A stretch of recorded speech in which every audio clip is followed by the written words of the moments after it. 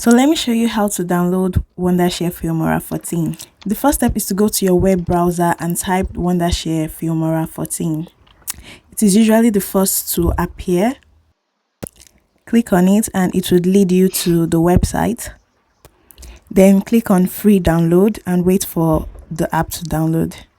Usually you would see it on your taskbar, or just click on this down arrow here and it would open up and you'd see this message of congrats, Filmora has been successfully installed. Then click on sign up. I usually prefer to sign up using my Gmail. So just click on Google and it will automatically do the rest for you. I don't like to fill it in manually. So when you're done, you sign in, continue.